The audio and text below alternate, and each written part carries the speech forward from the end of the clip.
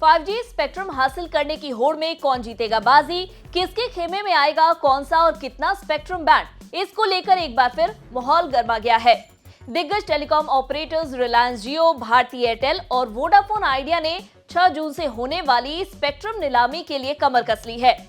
इन तीनों ने अपना आवेदन दाखिल कर दिया है। आइए जानते हैं क्या है 5G का खेल, कितने का है इस बार स्पेक्ट्रम और क्या इस बार भी अडानी की एंट्री चौंकाएगी सभी को। नमस्कार, मैं हूं तन्वी सिन्हा और आप देख रहे हैं बिज तक। 2022 में हुई पिछली स्पेक्ट्रम नीलामी में जियो ने बड़ा दांव लगाया था।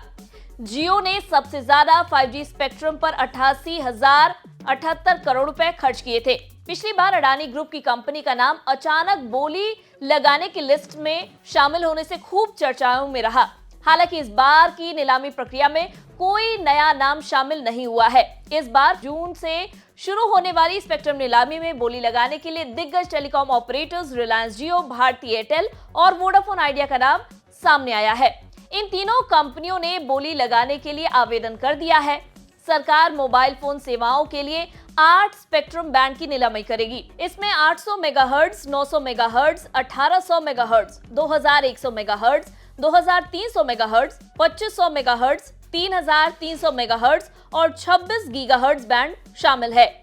सभी उपलब्ध स्पेक्ट्रम को 96,317.65 करोड़ रुपए के बेस प्राइस पर नीलामी में रखा जाएगा। इस नीलामी में दिवालियापन से गुजर रही कुछ कंपनियों के पास मौजूद स्पेक्ट्रम के अलावा 2024 में टर्म पूरा होने पर एक्सपायर होने वाली स्पेक्ट्रम को भी रखा जाएगा। वहीं स्पेक्ट्रम 20 साल के लिए आवंटित किया जाएगा और सक्सेसफुल बिडर्स को 20 समान सालाना किस्तों में भुगतान करने की अनुमति होगी। टेलीकॉम डिपार्टमेंट ने नीलामी के माध्यम से मिले स्पेक्ट्रम को न्यूनतम 10 साल की अवधि के बाद सरेंडर करने का विकल्प दिया है। टेलीकॉम विभाग 10 मई को आवेदकों की ओनरशिप डिटेल पब्लिश करेगा। आवेदन वापस लेने की अंतिम तिथि 17 मई है, जबकि 20 मई को बिडर्स की फाइनल लिस्ट अनाउंस की जाएगी। हालांकि डिपार्टमेंट ऑफ टेलीकॉम यानी कि डीओटी को इस बार नीलामी में टेलीकॉम ऑपरेटर से ज्यादा अच्छे रिस्पांस की उम्मीद नहीं है। इसलिए क्योंकि पिछले साल की कंपनियों ने काफी सारा स्पेक्ट्रम खरीदा था। कंपनियों का फोकस उन स्पेक्ट्रम के टॉपअप पर होगा जो उनके ऑपरेशंस में है और एक्सपायर होने जा रहे हैं। टेलीकॉम डिपार्टमेंट को नीलामी से करीब 10,000 करोड़ रुपए मिलने की उम्मीद है। बता दें, भारती एयरटेल और वोडाफोन आइडिया 1,800 मेगाहर्ट्ज और 900 मेगाहर्ट्ज के 4G बैंड में समाप्त होने वाले पुराने लाइसेंस को रिन्यू करेंगे। ब्रोकरेज जेफरीज के अनुसार एयरटेल को लगभग 4,200 करोड़ रुपए और वोडाफोन आइडिया को लगभग 1,950 करोड़ रुपए की एयरवेव्स को रिन्यू करना होगा, जबकि मार्केट लीडर रिलायंस जियो को इस साल कोई भी स्पेक्ट्रम रिन्यूअल नहीं करना होगा।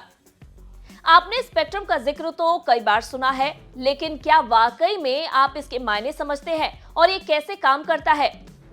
आसान शब्दों के अनुसार स्पेक्ट्रम एयरवेव्स इलेक्ट्रोमैग्नेटिक स्पेक्ट्रम के भीतर रेडियो फ्रीक्वेंसी है जो टेलीकॉम सहित कई सर्विसेज के लिए वायरलेस तरीके से सूचना ले जा सकती है।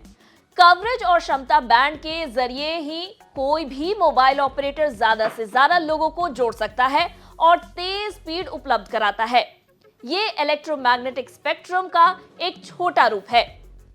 सरकार इन एयरवेव्स का मैनेजमेंट और आवंटन करती है। स्पेक्ट्रम को लो फ्रीक्वेंसी से लेकर हाई फ्रीक्वेंसी तक के बैंड में डिवाइड किया जा सकता है। हाई फ्रीक्वेंसी वेव ज्यादा डेटा ले जाती है और लो फ्रीक्वेंसी वेव की तुलना में तेज होती है, लेकिन इन्हें आसानी से ब्लॉक या ऑब्स्ट्रक्ट किया जा सकता है। Lower frequency wave wider coverage provide कर सकती है। स्पेक्ट्रम का कारोबारी इस्तेमाल इस बात पर तय होता है कि तरंग की लंबाई कितनी है, इसकी फ्रीक्वेंसी कितनी है और कितनी ऊर्जा कितनी दूर तक ये ले जा सकती है। सबसे लंबी तरंगे रेडियो वेव स्पेक्ट्रम की होती है और इन्हीं का उपयोग टेलीकॉम सेक्टर में किया जाता है। बता दें, 2022 की स्पेक्ट्रम नीलामी में सरकार ने 20 साल की वैलिडिटी के साथ 72,097.85 मेगाहर्ट्ज स्पेक्ट्रम ऑफर किया था।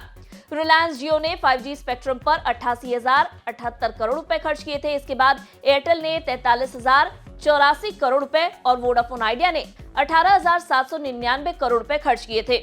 ट्राई के मार्च 2024 के आंकड़े बता रहे हैं कि रिलायंस जियो के सब्सक्राइबर्स की तादाद करीब 47 करोड़ है।